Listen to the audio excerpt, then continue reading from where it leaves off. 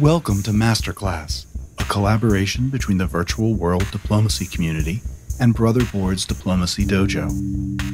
All right, thank you everyone for joining us. Today we have 2020 Liberty Cup champion Tommy Anderson. Tommy, I asked around and was looking for someone to lead a discussion on how to be charming and likable in negotiations, and Tommy's name kept coming up. People kept saying how they love to work with Tommy even when he is executing a well-placed stab or doing something that they don't like. So I thought I'd ask Tommy to lead a discussion on what he does to help people like him and come away with working with him. So please welcome Tommy Anderson. Thanks for having me. Excited to chat with all of y'all today. So yeah, I guess the question that I have is to kind of start it off. It's funny is I never even necessarily considered myself, I guess, charming or whatnot, but like people coming up to me at like the end of games and whatnot and talking about that, like I'm just curious, like just kind of an open question, but like what is it exactly, like how would you sort of define charming, or like for like each of you individually, like how do you like what are your thoughts, your feelings for that, like what the takeaway wise, like at the end of the game, like what is it that makes it or that's interesting to you about that? Anyone? Sorry. I don't know that there's any one thing. I think charming is just a catch-all for coming away with a feeling of warmth for someone who you may or may not know. Sometimes people are just drawn to certain people, and other times you're just not drawn to them. And for whatever reason, people come away being drawn to you and wanting to work with you. Right. No, that makes sense for sure. It's always interesting. Where, like, I know what you're saying in the sense that, like, sometimes I just have like that immediate sort of reaction where I sometimes I know just like right at the start of a game with the folks around me, whether I've played with them before or not, or even just like those first few minutes of interaction, I just know whether they're going to work with me or not. It's just kind of like a gut feeling sort of. But I guess, oh no, the other thing too, what you're talking about as well is like how like even if you maybe necessarily like wronged someone, or you had a bit of a stab, or maybe you kind of like misled them a little bit, sort of in what you were talking about the season before. But I always find it like I'm always trying to like to talk with them right off the bat first, and just kind of be like, whether I'm making another lie or something, I'm just trying to like see whether or not we can, try to salvage it, try to see what we can do going forward, which has always been kind of interesting. But yeah, sometimes you just find like in those immediate interactions, I can usually tell right out in the first few seconds, like whether or not this is someone I'm going to be able to work with long term, or are we on the same page, sort of thing. And one of the problems that I find is that I sometimes will forget who I've stabbed in the past, and the folks that are I find like to be really clever, they won't even tell me until like the end of the game, like do you remember what happened last time we played? I'm like, oh no, I don't actually. I'm sorry. And that becomes kind of problematic down the road, like trying to, because it's always that meta game where you're playing short term, yes, but you're also playing long term, because like it's such a small community, like there's only so many people that you're going to be playing with in games to come, so that's always a bit of a challenge. I'm just curious, is that something that others keep track of? Like, do you guys have like a list or something that you keep track of, like people that you may have wronged in the past that you're trying to like maybe like smooth over with right off the bat? For my part, there are some people who I've played diplomacy with maybe a dozen, 2 dozen, 3 dozen times before, and so we've run the entire gauntlet of things that we can do to each other. And in my personal experience, if I've played with somebody many times, there is going to be either immediate conflict, we're going to attack each other right off the bat, or we're going to immediately work together like the best alliance you've ever seen. One or the other, but usually not something in between. Yeah, no, that makes sense. Yeah, that's kind of my feeling as well too. Yeah, like usually, like, yeah, if there's a person I've worked really well with in the past, I'm just like, okay, yeah, let's just do this, let's roll this. But unfortunately, that's become a bit more, a bit rarer. I guess maybe that's probably a reflection on my part. But yeah. I would say it's more of a mental list, not a physical or computer list that I keep of people that Right. I wronged in the past. And I try not to explicitly bring it up, but more like Right. explain how we can work together this time. So Right. it's implied that they probably remember, but Right. I'm not going to explicitly dredge up bad memories if I don't have to. Yeah, no, it's always good to kind of like acknowledge it, like clear the air sort of thing. Oh, that's funny. What was I gonna say? Sorry. Yeah, it's like, cause yeah, there's like just certain players I know. Like whenever I see John Jameson on the board, I'm just like, okay, this is gonna happen today. If I'm like, he always happens to be in the West with me. I don't know why, but yeah, that's always a yeah. Like I don't. Yeah, I should probably be better at like keeping track of uh, who I've played with in the past and what. I mean, like yeah, there's certain names that you know or whatnot. Um, I guess in terms of like when you guys are sort of negotiating, what are some of your like sort of favorite tactics in terms of being charming or whatever it is that you define it as? Like, how do you sort of try to approach like those initial conversations with people, trying to like kind of like flesh out or try to like feel out who's going to potentially be on your side? For me, a tried and true diplomatic tactic is mirroring. And by that, I mean getting a sense of how the other person is trying to approach the game. Hey, are they all business and they're just talking about what our moves should immediately be? Or are they making some kind of jokes about, hey, we should go out for drinks or something? Or are they getting in character and pretending to be a Russian emperor? And if they give you some hint, right? If they think that's a cool way to start off the game, then they probably would like it if you do the same. Yeah, that's a good point. Yeah, just trying to like establish that like personal relationship right off the bat, like especially if you haven't played with them before too. Like I'll always try to sort of have that initial conversation, be like, hey, like have we played before? Even if I know we've played before, I'll just be like, hey, like have we played before? Or do you know anyone else on the board? So what do you, if they're in the West or the East, like what are your thoughts of the players around you? What how's life going? Like what do you do? Like how's your day going? Like you've been playing multiple rounds, sort of thing. It's always nice to have like those sort of like initial, try to just like have a human conversation, not just like pure. Like when I play with certain players who just like immediately be like go right off the bat saying like talking about tactics and things like that, I'm just like, okay, they mean business. Like, but then I'm always trying to weigh like, okay, maybe are there someone am I going to want to work with them, or do I think they're going to maybe outsmart me in some way down the road? Like I want to make sure that we're at least on some sort of equal footing of sorts, or try to disarm them as well, or try to just catch them off guard, sort of thing. Be like have just a nice conversation. That's always or at least thing I try to do. It was actually kind of funny when I first started playing. So I've only really been playing diplomacy for a few years or so now. Since probably I picked up the just a version of it when I was in college back in I think 2013 or so, and played with some of my fraternity brothers. And we were all on like equal footing. We had all had never played before. We all read the rules at the same time, and I knew nothing about the hobby or the community at all. I had just read an article about like the Boston Massacre. No, it wasn't the Boston Massacre. It was that article with it was like the reporter. I think it was like in DC. I forget if you guys remember, if you read that article. Grantland. Yeah, exactly. Yeah. And so that's actually article. He went to the I believe he went to DC, and he brought a real diplomat with him. Oh, that's right. Yeah, like an ambassador or something. Yeah. So that was my first introduction to the hobby. And the funny thing is I go back and I read it now, and I actually know the names of the people that are like Chris Martin. I think Goffey was in there or something too. And Sean, like everyone was in there.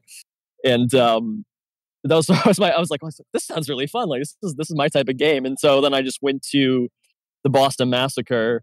I think it was like a couple of years later, back in like I think it was like 2017 or so, and I really had no like I didn't realize like the whole like order calling out and like the writing down like in the little booklets and whatnot, and like all the little sort of, I mean, there's so many little different little nuances and whatnot, like in face to face. And I think I was on a board with, and I didn't know any of them at the time, but I was with Randy and Goffy, and what's his name? Steve, was it Martin? Not Martin. I forget his last name. Oh, Cooley, Steve Cooley. And like a few other folks, and they thought I was holding up the draw vote at the end.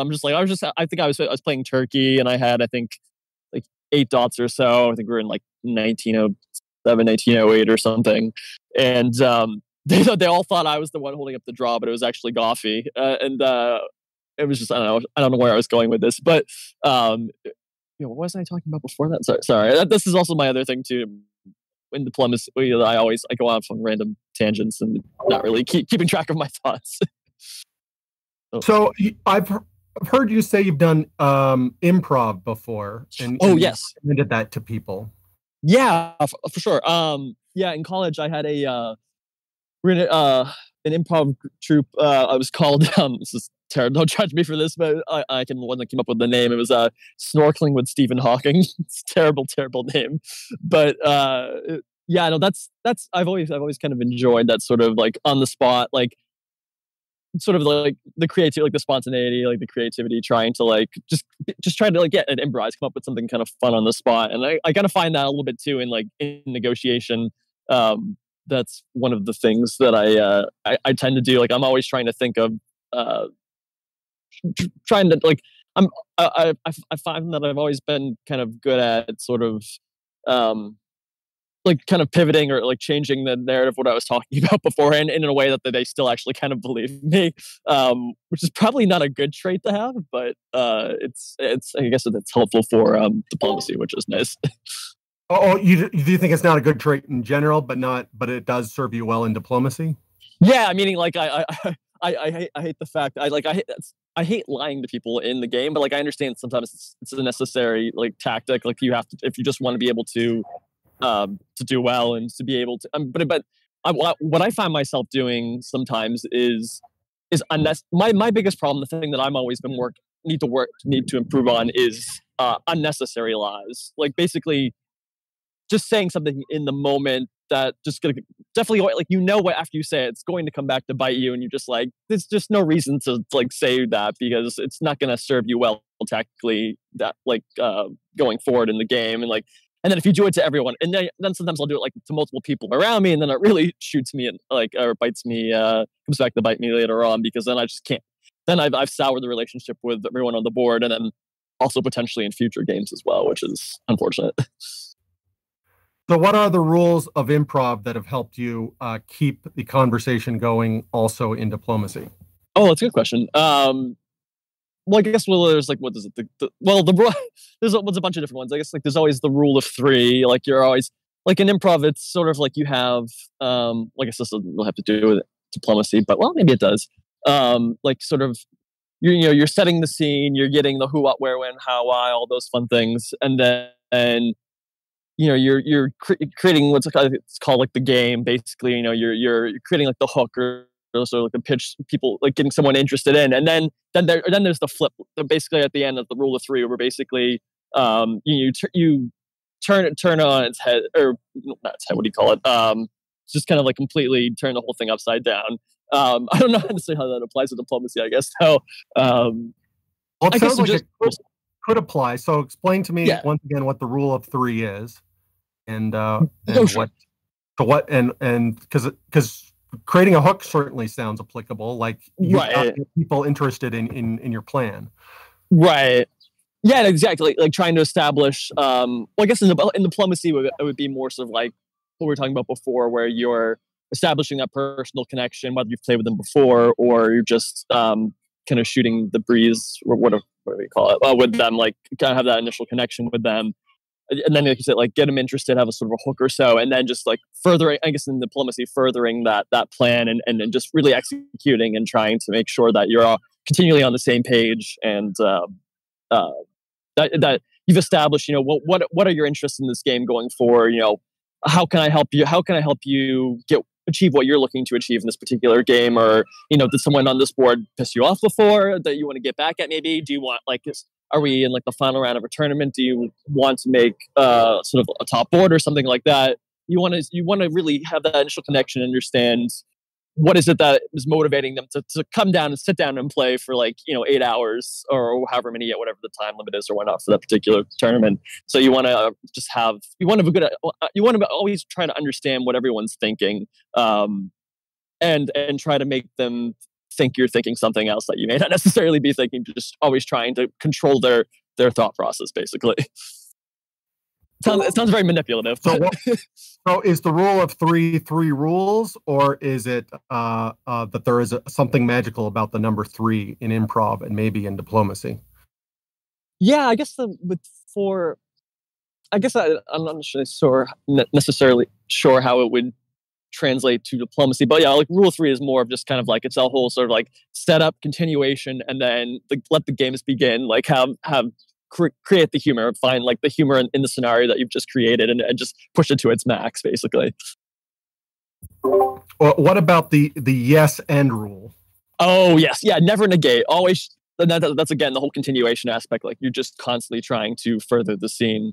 You never want to because if you just sit there, or if you just stand there and go back and forth, well, no, that's wrong, or no, that's wrong. You want to you have to have a little back and forth, a little banter. And I guess that's what applies with diplomacy there. You're having a dialogue, it's very fluid sort of thing. So do you find that you yourself avoid negating what the person you're negotiating with is saying? Like, you're not saying your decisions are wrong? Right. I've definitely been... Oh, sorry. Yeah, you find yourself saying, yes, that is a good goal, and you should do that, or something like that. Yeah, and even if I think it's batshit crazy or something, I'll still find a gentle way or a nice way of trying to say that's a great idea, but maybe we could do this sort of thing instead. Or you're always just trying to put suggestions out there. You never want to become there's certain players that I've played with, they're just very aggressive, very hostile right off the bat. And I'm just I know I'll be nice to them in my conversation, but I'm going to limit the conversations that I have with them, because it's just I'm not going to find a productive relationship with them. I can usually sniff that out right off the bat. But I still want to try to form some sort of relationship with them, because at the end of the day, I still need them to help me do well, or achieve whatever I'm trying to do in the game. Sorry, I think I just cut out for a second. But yeah, no, it's a very... that's one of the things I love about the game. Yeah, obviously the tactics and the strategy is interesting, but for some reason I kind of get a little bit of a rush, or sort of a high with just the diplomacy aspect. So the actual negotiations. It's just kind of fun to just hear the opinions of others, and to kind of see how they phrase things, how they approach things. And you learn a lot too, just that you can carry off into the real world as well. In terms of just the way you interact with folks, and being able to the art of negotiation, trying to figure out. And it's actually kind of funny too. Is I had taken a class in college, literally called the art of negotiation. It was this the professor was a complete bullshit artist, but very very entertaining to listen to. He was a former Barack Obama advisor. He'd worked in the White House. He was a very interesting individual. But we would do these mock scenarios where you would have everyone would have their own sort of hidden agenda or objectives that they're trying to achieve, to get because there was points at the end, basically, and there's different ways, and you didn't necessarily know what it was that they were what their actual objective was, and what they're trying to score points for.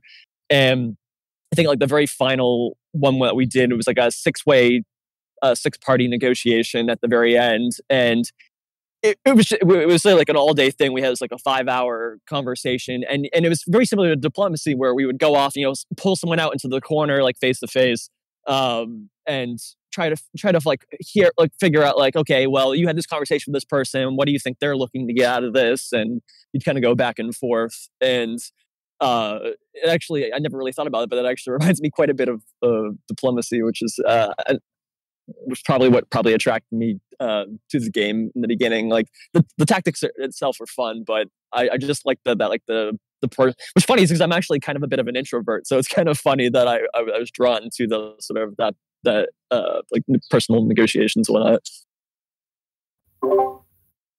So if you identify as an introvert, is that why do you think you get a rush just getting a negotiation going on? Often introverts are drained just by interacting with other people. They lose energy the more they interact with people. But you sound more like you get a high from that. Yeah. So why do you think that dichotomy exists for you? Right. I think it's gonna sound probably terrible, but for anything, it's more of like I just like the power dynamics, like be able to just like have the control over the like the dialogue, even though I don't like it. Yeah, it probably sounds terrible, but it's more sort of I like to kind of control the conversation, or like I like doing it in a way that they don't necessarily know that I am trying to like indirectly control it, like in a way that they can't necessarily tell that I'm controlling it. Sounds very manipulative, but it's like I guess I know, it's just funny. It's just like kind of cheeky. Like I don't know. I just find it kind of just it's almost like amusing. Like I just like to kind of screw with people, basically. Which I guess is where the whole tornado thing came from. But yeah. So when you say screw with people, what do you mean? Like you like to get them to do things that are not in their own interests, or yeah, exactly, yeah. Which is it's just because it just kind of amuses me. I don't know why. It's like almost like toying with people in a way. But I don't do it out of like bad will. It's just kind of funny to me. And like, but then I feel bad if like someone will get very upset. Like I remember was that last tournament that was just the other weekend or so? What did we just play? I forget. Was it a couple weekends ago? Do you guys remember? Sorry, I forget which tournament it was. The one that oh no, did Saren win? No, I think Massacre was the most recent one. Okay, that's what it wasn't. Okay, yeah, I should know that. What was I going to say? Oh yeah, like for example, like I remember Morgante getting kind of like calling me out a little bit, like kind of like getting mad at me, like then I sometimes I'll feel bad. I'm just like, okay, like I try to like find like a healthy sort of boundary or like limit as to like not push people too far when you're having those. Like, yes, sometimes it's just amusing to me and funny to like do things that are just completely nonsensical, but you have to sometimes you have to be, again, it's a whole part of like connecting with people. Like you want to be mindful of like how you don't want to make them too angry like down the road sort of thing for other games that you play with them. So people have said after you like stab them and ruin their game, they come out of the game still wanting to like no harsh feelings. They actually were fine and happy with you even after you ruined their game. How do you do that? I've always wondered that too. Like I guess, I mean, like I was kind of saying before, like you're always, and I know other people said that too in other like interviews and whatnot, where basically, even if you've just stabbed someone, like go talk to them right away, try to explain, this is what I was thinking at the time. Maybe, maybe this wasn't the best idea. Maybe we can still find a way to like move forward from here. Even if in my back of my head, I know I have no intention of working with them, but like I at least try to maintain that like dialogue with them and try to be sort of empathetic to their situation, even though I just probably completely ruined their position. If that makes any sense, sorry. But yeah, and you're always trying to like, I'm not a mean-spirited person. I'm always trying to, I want to keep friendly relations in the future for ongoing games and whatnot.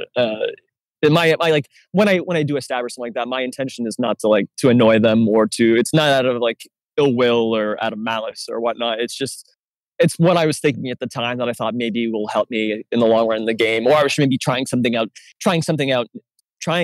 new out, which usually ends up come back to bite me because because sometimes you'll get like aggressive people come up and be like that made zero sense. Why are you doing that? I'm like, I had an idea, trying something different. Explain to me why it is that you think that isn't necessarily a good idea, and I'll explain to you why I thought maybe it was a good idea. And you learn a lot from that as well too, because I'm always trying to like improve my play. Like I want to understand why people think what they think. I want to have, because that's how you get better at the game. How you do well at the game is having a good understanding of how everyone's thinking and thinking about the long term and whatnot, which is I find to be kind of helpful. So some people are very slow talkers, but you strike me as a very quick talker. And having played with you, you talk pretty quickly all the time. Yeah, I think sorry. that serves you well, like, because regardless of what's going on, Right. whether you're laying out a well thought out plan or you are thinking on your feet at the moment, you are still Right. talking really quickly. And so it's harder to differentiate between something that you are just making up right now or something that you have been planning for several turns now. Yeah, that's a great point. I've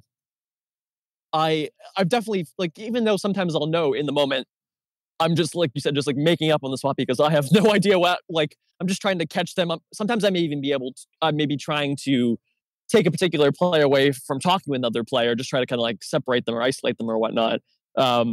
And that definitely helps being able to, but I'm not the type of player that will purposely like try to keep you there and talk your ear off. Like John Anderson will always do that to me. And I'm always trying to I'm like, no, I need to talk with other people. I'm sorry.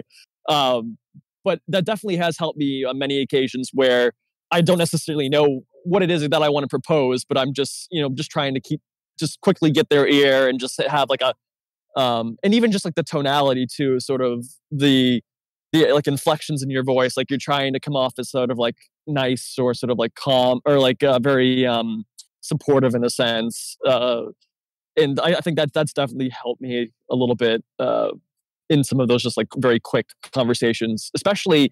And I'll use it sometimes too as an excuse for like, oh, I use this probably a little too much, and I probably should dial it back a bit. Where I'll say, yeah, well, yeah, I changed my order. Like, I'm so sorry. I'll come to them like in the last minute, even though I know I'm about to do something that I completely told them something different about. But then I'll use that as an excuse to where like, oh, we just had a quick second to talk at the end. And I changed my orders real quick. And I use that a little too much. I should probably, because now people are starting to kind of call me out on that. So I have to stop saying that. But sometimes it's true. Sometimes it's very often I will actually I can be a little bit volatile in that sense where I will change things last minute. Just because I'm trying to please multiple people around me, and I just can't make a decision, and I just kind of like vacillate, like go back and forth. Maybe that's why you're called Tornado, because yeah, exactly. To at the last minute throw everyone's plans into a lurch by saying everything's changed, come up with a new set of orders. Yeah, and but the good thing is that at least sometimes most people are, I guess, fairly empathetic to it as well. Too, I guess. I wonder, I'm curious as to whether or not I'd be able to get away with it in person, more like virtual. Oh, sorry, non-virtual, face-to-face. Because I've only ever played a few tournaments in person. I've played a lot, obviously, this past year with the pandemic and whatnot, like online. But I'm curious to see what that dynamic's going to be like when it's back to. Well, I'm really excited for Carnage, or that's going to be fun. Seeing everyone, and then I think is Liberty in person now too. I thought I saw the other day. I don't know the answer to that. Yes, okay. It is. It is in person. Oh, nice. Okay. I'll Yeah. definitely have to go to that then. But yeah, no, it's a fun game. I mean, are there any, like, sorry, I know I've been talking quite a bit. Like, are there other like I know I've played with I think pretty much everyone here in the room. Like, were there certain things like when we've played together in the past that you think I could improve with, and I guess in terms of sort of the interpersonal relationships, or like the charming and the diplomatic aspect? Like, sometimes I find some people will say like they didn't want to work with me because I thought I was too sort of like glib, like right off the bat. And so I'm trying to find, I guess, like that balance. Like, well, I guess what are some of your thoughts when it comes to sort of like the being maybe necessarily like too charming sort of thing? I'll be honest, I only played one game with you, so that's not a lot to go on by. Right. But from that game, I really remember you just lying to me pointlessly. Yeah, so that's my biggest problem I have to work on, is like, and I don't do it out of purpose or purposefully. It just sometimes I honestly just don't know what I want to do, and then it comes off as just like pointless lies. And like I definitely know what you mean. Like that is my biggest thing I need to improve for sure. Yeah, that's the only thing I got from that game. Yep. What was that saying? I said that's the main thing I got from that one game. Oh, gotcha. Yeah, no, I remember that game as well too, and I remember at the end I'm just like, why? Like, and I always like think about it at the end. I'm just like, why did I even like say that? Like, that made zero sense to say, and that's sort of my biggest thing to improve on. Yeah. That actually raises an interesting question for me, and I came in pretty late here. I've only been on here about 8 minutes. But in terms of strategy for negotiations, if I don't know if I'm going to do something that somebody asks me to do, I tend to tell them, I don't know, I'll get back to you, or I don't want to lie to you. Do you tend to just tell them yes or no, or give a more assured answer? Because I do wonder if being assured is helpful in convincing people that you're on their side. Yeah, and that's I guess that's kind of one of my problems where I'm always trying to like please people sort of around me. So like I don't end up committing, and that's my problem. And then I'll do something that maybe I thought in my head was like, okay, I can explain this afterwards, like it's not a big deal, but then they'll take it really personal and like they're like, just be honest with me, just be like straight with me. And so that's definitely something I've been bad with. Well, no, I'm not being critical. I mean, I think there's a balance to strike, because if people think you're on their side, then they're making moves that are assuming that you're on their side. Whereas even if you're very honest with them and you tell them this isn't, I can't do what you want, their moves might be against you, even if they're not upset with you, you know? Right. So yeah, it's an interesting balance. Interesting thing to think about strategically within how each of us do negotiations. Yeah, for sure. And even having an understanding too of like with the, because it's such a small community and you play with so many of the same players over and over again, it's good to have that understanding of like how people, like what each individual strategy is when they approach negotiations. Like it kind of helps you make your decisions as well too, because you know sort of you can tell. Well, I guess I'm always trying to analyze players in the sense that I want to know like what does that makes them tick? Well, how are they thinking? You know, are there certain like maybe like vocal inflections or like certain like tells or cues or things like that, where I can tell whether or not I can tell if they're just like lying to me, like at point blank or whatever you call it. You start to kind of figure that out in the long run. The more you play with certain individuals, which can help you kind of influence your decision making and whatnot, or your tactics. Sorry, but yeah, it's always a continual learning process as well too, in the sense that not just the tactics, but just trying to. It's just I guess the kick I get out of it is just trying to like learn to read people. And it applies to all sorts of other aspects too, like in life or games, like poker, for example. Like I do much better playing poker in person than I do online, just because I kind of get some different tells and whatnot, like cues of people. So, do you think your likability will go up in face-to-face as you get better at reading people and telling them what they want to hear? Yeah, that's a good point, because because most of my experience playing the game has been virtual face-to-face. So I'm very curious to see, because I was still very, very new the few times I did play in person, where I was still just trying to figure out write out the actual orders and all the like little different nuances, like at the actual table. But I'm very excited to try it again out in actual in person, and being able to see if I can actually apply anything I've actually learned from the virtual aspect. Whether it's just sort of watching people, like the movements across the room, seeing who's talking with who, or even just like, it's a balancing act too, of trying to maintain the conversation you're currently in, but then also try to kind of observe, maybe even seeing different like mannerisms or like body language of like folks talking across the room, sort of thing. And even sometimes even on other boards too, if you're trying to see maybe dynamics for people who may be playing with later on as well. That's a whole different like meta way of thinking, but like it's definitely something that you kind of like pay attention to. So I'm kind of excited to try that out again, and also just to meet people that I've played with online now for the past like year or so, and actually like meet them in person. Like I'm excited for with Carnage there. I know I was gonna be rooming with Karthik and Tanya and Katie, and like I've obviously like played with them online, but like I've met Tanya in person, but I haven't met everyone else in person. I don't think I met Karthik in person now. So I'm just kind of excited to actually meet folks in person. What about anger? Do you ever personally get angry? Do you find it as a negotiating tactic, or do you try to hide anger, or what Is it a tool that you use, or is it something you avoid? I don't. And if anything, people that do get angry at me, I specifically don't want to work with those type of people. Like that, it's a big pet peeve of mine. Like I don't like anger. Basically, I mean, I've definitely been guilty. There's like one I can like count on my hands like the two games that I've like actually got slightly like a little angry at, but I've just anger is not sort of one of like I don't want to. You what is it? You trap more flies with honey than vinegar, or whatever the hell the phrase is. I find I just find it you get better results if you're just sort of like kind to folks. If anything, I'll be like overly kind or overly nice rather. But like people that and like use anger as a tactic, like it just immediately turns me off, and I just kind of like tune them out. Like it's not. I don't like to deal with that.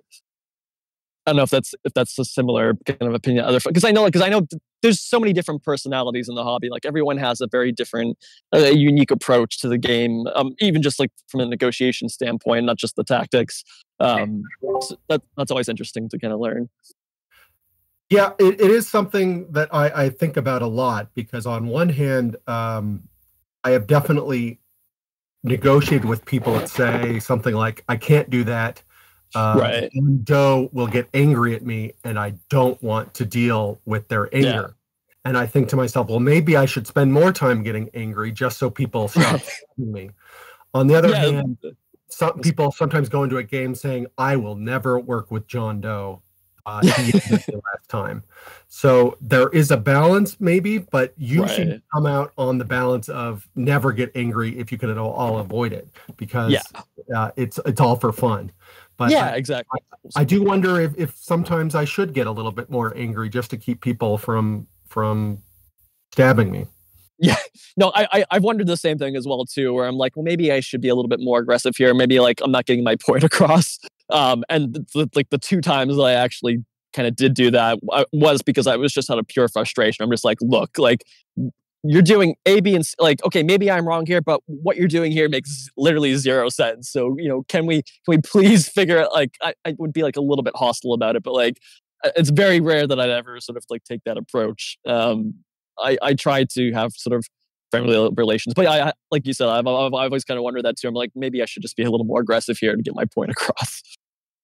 But I always try to keep an open mind too, because I'm always very aware of the fact that like, okay, maybe I'm completely wrong here. Like I want to see like why is it that I'm always trying to understand why is it that they're doing what they're doing. It seems to be serving you pretty well. Everybody's negotiating style is going to be a little bit different, but yeah, I would say if you think it's working for you so far, I'm not trying to nudge you to try and get more angry. If anything, I worry that diplomacy is a game that turns off newbies because of how the game negotiations can play out, and any anger can certainly make somebody less likely to want to play again. Yeah, for sure. Yeah, no, I know it's definitely not everyone's cup of tea. Like I have certain friends that love board games and whatnot, but I just know this wouldn't be the game for them. They wouldn't be able to handle that sort of the intensity or sort of the stress of certain like personalities, different individuals at the table. Which is unfortunate because like there's some of them that I know that like, oh, I would love to play, friends that I would love to play with. I know it wouldn't be their cup of tea. Also, I apologize for the church bells in the background. Let's see here. Yeah, no, I'm trying to think of what else other points of interest that I had. I didn't even think to compare it to improv. That's a good way of thinking about it, or a good sort of thing to compare it to. I can definitely see a lot of similarities in terms of like trying to juggle many different things at once and trying to kind of keep the sort of the game or the conversation going, which is interesting. I'm curious, are there any other like games that you guys played before that are even like remotely similar to diplomacy? I feel like I've never really come across any game quite like it. I think there are games like like it's just like Mafia and things like that. Like Werewolf or where you're trying to deceive people, or it's the central conceit of the game. If you were to combine those kinds of games with a strategy game like something simpler than Axis and Allies as far as rules negotiations go. Right. You would get, that's roughly how I would describe it. It's sort of like a Survivor reality TV show meets Risk. Yeah. What is funny is actually, it's funny that you mentioned reality shows. I've always loved, like, I watch a lot of Bravo. I love, like, Real Housewives, all these different, like, Top Chef. I watch all the like, I think that's something that's always interested me, just like that kind of drew me to diplomacy as well, as that sort of the interpersonal relationships. They're just like analyzing how people interact with each other, and then mixed with the tactics, obviously, on the diplomacy side. But I guess it's one of the things that kind of like drew me to it. I always kind of thought of it as I loved playing Risk when I was a kid, and then I saw this and like, oh wow, this is Risk without the luck and without the dice. Like, this is great, and I get to like negotiate with people. This is fantastic. That was kind of one of the draws for me. And yeah, and that's how I found the game, was that article we were talking about before, Grantland. There, it was I wish I had found it sooner, because I know some people in the hobby have been playing it since they were for like a kid or whatnot. So that's pretty cool that it's had such longevity. But what was I going to say? I know, I'm just curious. Are there any? I know I've been talking quite a bit. Sorry. Are there any other? I guess I'm just curious how other people sort of approach. Like when they're doing those initial negotiations right at the beginning of the game, what are some of the factors that people are that you're thinking about, or like goes into like what are your key takeaways, like that initial, like that first like few minute conversation that like you're looking for? I would say for me, the biggest thing I look for is a plan. Really, I don't even care much if I like somebody, but my play is entirely very different from yours, Tommy. Right, and that I think very few people like me, but my approach is entirely like, here's a very straightforward plan that's going to be aggressive and it's going to get somewhere quickly. See, but I have. I like that though. I wish more people, like, that's how, like, I want to have like that. Like, people call me like, Tornado Tommy or whatever, but like I actually love strong alliance play. Like, I want someone to just come to me right off the bat and be like, let's do this, whether I've worked with them or not in the past, or maybe we had weren't able to get along last time. Like, I want to just like know right off the bat, like, hey, let's do this sort of thing. Yeah, I'll do that with you. Yeah, let's do it. Yeah, for sure. But, it's always Pre-game alliances right now. Yeah, a little metagaming going on. I've seen lots of evidence of your alliance play, Tommy. Oh yeah, well, you and I have always worked well together too. Although I feel bad the last time we played, I was being kind of derpy, doing stupid things, as is tradition. That sounds like my play. No, we've always actually we've always worked well together, I thought, or at least the past few times we played. Yeah. No, I love working with you, Tommy. I will always ally you. Don't worry. Okay, so how do you deal with player reputation? Because we're just talked about metagaming. Right. How to manage player reputation. Because everyone in the hobby knows you as like Tornado Tommy or Two-Time Tommy or whatever. Right. Well, that started to come back to bite me now. That's the problem. There's been the past few games where I literally didn't. One game I remember in particular with Melinda. She was Germany. I was England, I believe. Right? Yeah. No. I was. I was. No, sorry. She was France. I was England. And I came up to her right off the bat and like, let's do this. Like, I gave her at least what I thought were, a good plan. I forget who was Germany. Was it Wardy? No, I forget who it was. And that was, I think, the first time I can usually tell if someone's bullshitting me, but like, she actually like really deceived me pretty well. I was actually really shocked. That was one of the few times I can count on my hands that I was actually was actually surprised in terms of being misled. And but what's the question originally? Oh yeah, reputation. And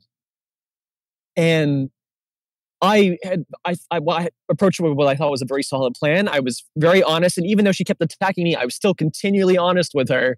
And that actually, going back to the whole anger thing, that was one of the only like 3 times that I actually got angry at the end, where I'm like, I actually kind of use kind of guilt as a tactic as well too, to kind of keep me alive, depending on the scoring system. Like, that was, I don't know if you remember the episode on DBN where they're like, at least eliminate Tommy. It was that game, and she should have totally just eliminated me in Edinburgh.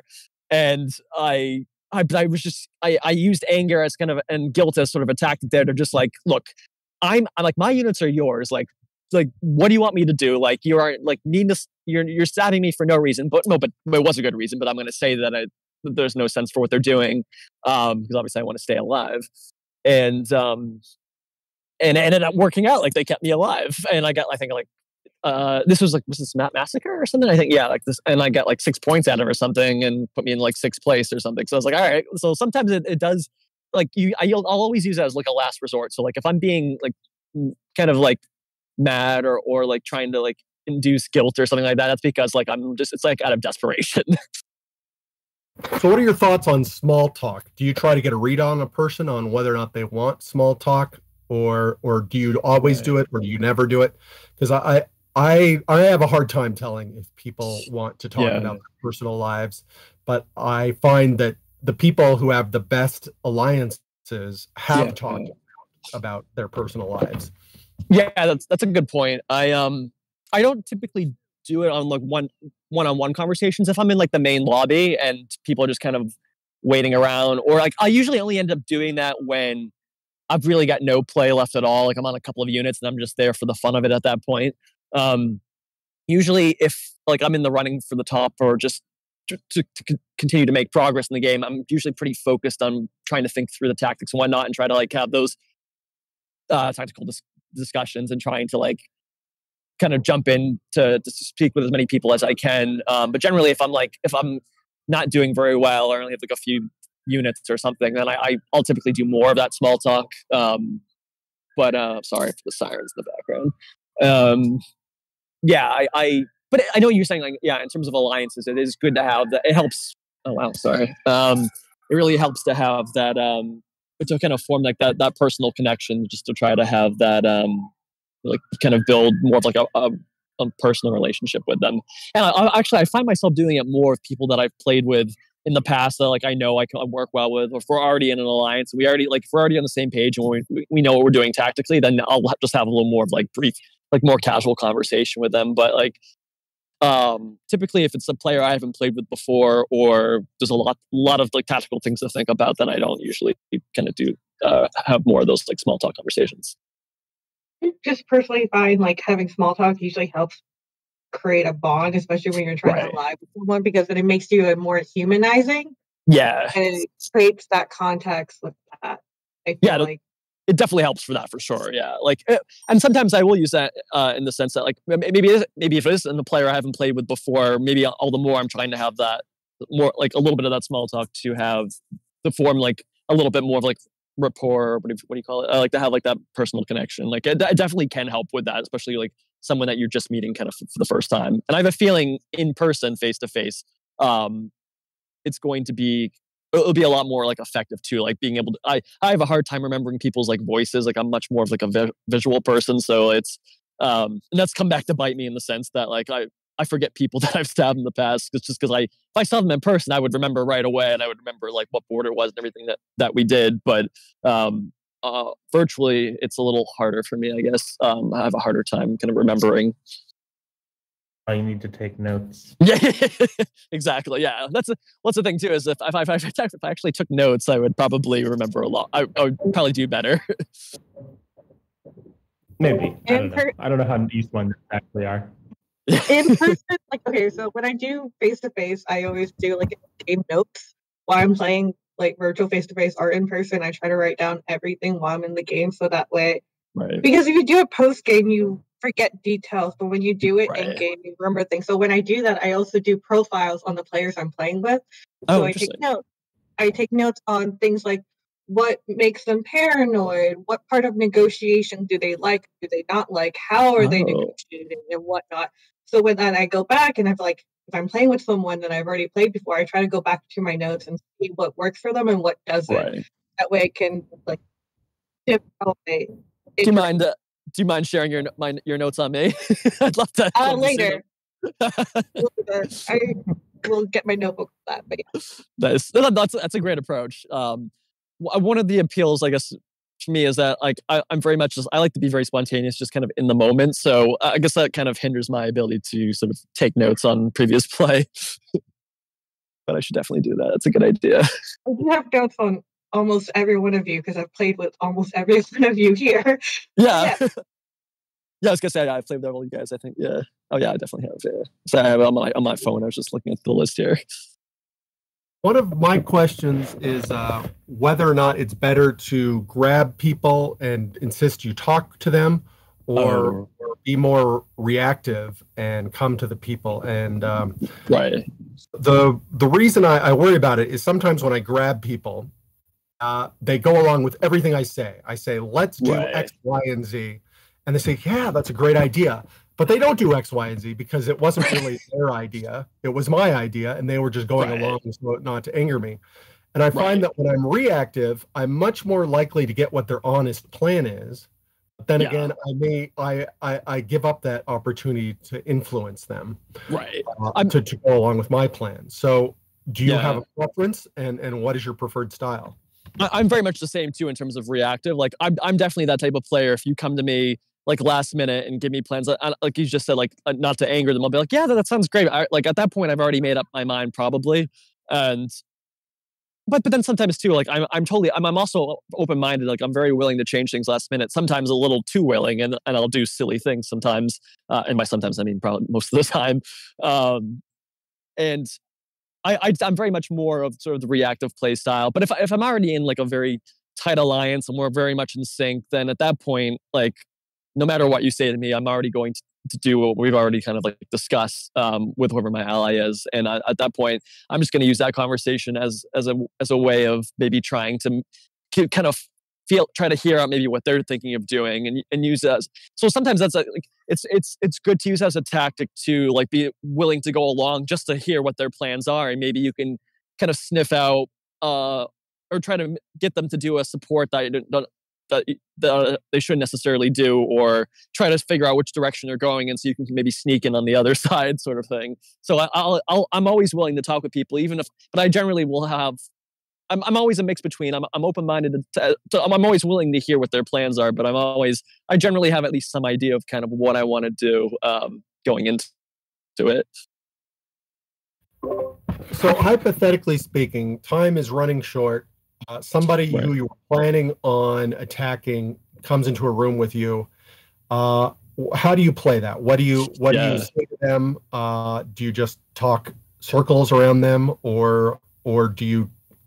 What exactly is your negotiating style when somebody who you are planning on attacking grabs you at the last minute and is going to talk to you? Generally, like if we haven't been like allies since the beginning, the nicer I am to you, the chances are I'm probably lying through my teeth to you, because I'm just trying to like sniff out what it is that you're doing, because I want to see how I can best attack you, basically. So I will just try to just charm them and be as nice as possible, because I want to disarm them. I want to understand what it is that they're potentially doing. So generally, the nicer I am to you, I'm probably going to stab you. So kind of a twisted way of thinking of it, but it generally works. Like you can usually figure out. The problem is you can only use that so many times, because the next time you play with them, if they're a good player, if they're like reasonably intelligent, they're going to understand like that's how you approach things, which is what's now starting to kind of come back to bite me a little bit. But I have to find a new approach. I don't know if that's I don't know. It's like a tactic that other people do. Like I know some people will come to you, will be like very very honest, and like I know that's like you can usually tell like different people's play styles. Like some people will just be like brutally honest, like they'll literally say, no, we haven't been able to work together, and either in the past or in this particular game, and they're just not going to do whatever you say. It's just like a waste of time talking with them. Yeah. So how do you handle that? You know that you want to know. You say they give you up information. So how do you keep them talking when my inclination is to say, sorry, tough luck. Yeah. We both know what's going on here. Yeah. It's there's certain players that I know that would just won't give anything up, and I just know it's not. Like I've tried in the past. Like one example in my mind would be like Ed Sullivan. Like he'll just tell me flat. He's like, I'm calling you on your bullshit. Like nothing's gonna happen here. But I at least keep, if it's someone I haven't played it quite a bit with, like I at least will still keep trying, like because you never know. Sometimes people will somehow like inadvertently let something slip. It's not very common, but like it sometimes, I don't know, a few cases where it kind of has. But I'll just try to be like, what, I'll just constantly keep saying, what can I offer you? Like, you can see my position here. Like, I'm not going to make any progress. Like, it's only in our best interest to maybe work together here. Like, what can I do for you? Like, I'm always trying to like, because that's the only way you're going to appeal to them in the sense that you like they'll only want to talk to you if you have something to offer. So all the more if you keep using that sort of language, they're going to hopefully, well, ideally, if you do it successfully, they're going to maybe listen to you or suggest something. I don't know if that's a tactic that other people like. It's always interesting. Everyone has a very different approach, and part of the game is learning sort of the interpersonal aspects. Like I'm trying to understand how people think and how if I do this, if I do X, Y, Z, how are they going to react to it, sort of thing. Which is always, but then that's kind of the fun for me as well too. I like to kind of just. Sometimes I'll put things out there just to see how people react, like just to kind of not necessarily toy with them, but just to kind of like learn how other people think. Is one of the things that I like to do. Topic of Ed Sullivan, who is also known as being extremely charming. How do you manage other manipulative or charming players? Well? That's the biggest. Think through that?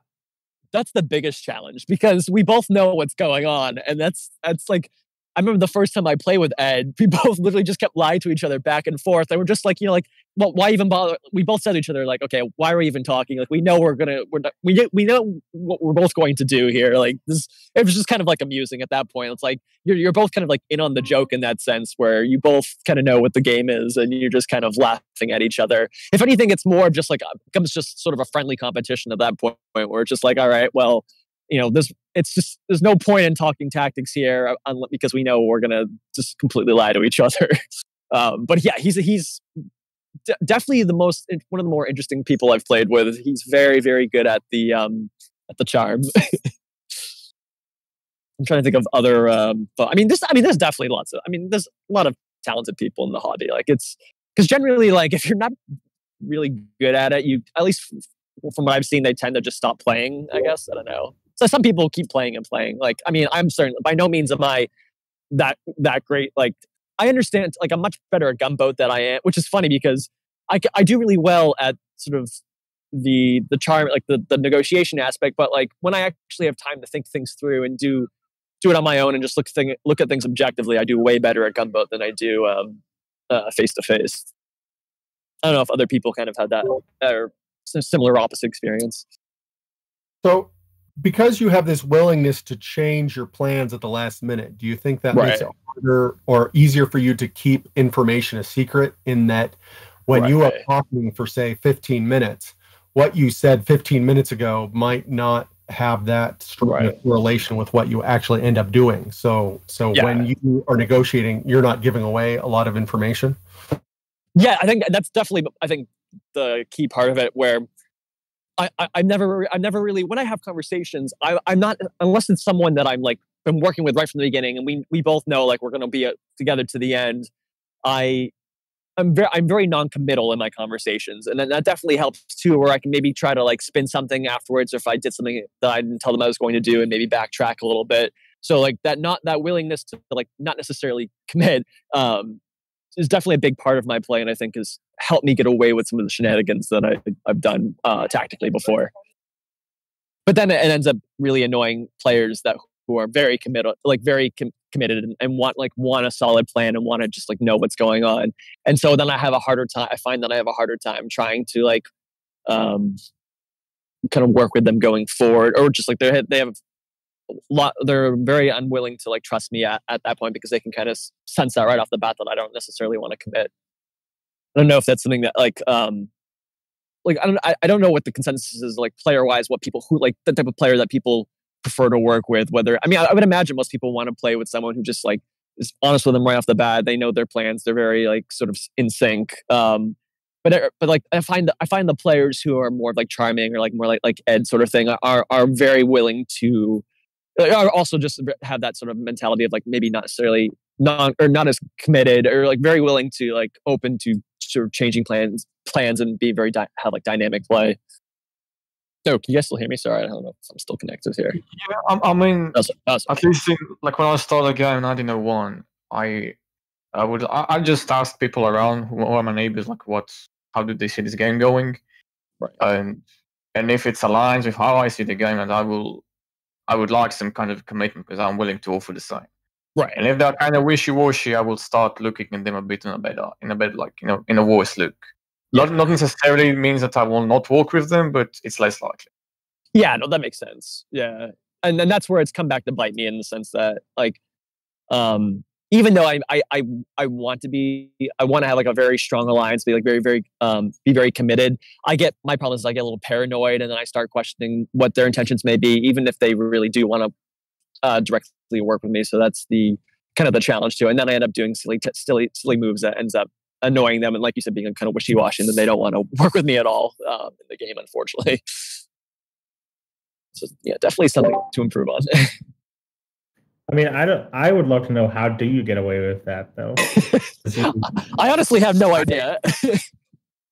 Like I feel like you do that a lot, where you've done something that's definitely not favorable towards people, right? But then they go and work with you again, and yeah, it's something I've kind of wondered as well, even like kind of before coming into this conversation, where I was trying to figure out trying to understand like what is it that makes people like, and I know there's some people that I have really annoyed that just probably are never going to work with me, but like there are people who I've just done things that weren't even necessarily technically good for myself when I look at it like objectively at the end, and yet they still will work with me the next game, and I'm just like, wow, you're very forgiving, thank you. I guess that's part of the strategy of always just trying to be as nice as possible, I guess. And try to be apologetic when you do silly things. Yeah, makes sense. Yeah, but I'm much better at poker than I am diplomacy, because that's a little more objective, I guess. Nobody has to like you in poker. Exactly. But yeah, no, I don't know if you guys have any other any interesting. No, those are some great questions though. I hadn't thought of going into it. I had thought of a few things to say sort of beforehand, like prep wise, but this sort of conversation, I feel like it's just kind of fun to have, like spontaneously try to like more of like a fluid, I guess, conversation. Well, thank you, Tommy, for leading this discussion on how to be likable. Next week, they're taking a week off because the final round of the Summer Classic will be taking place. So join us in 2 weeks for the next Masterclass.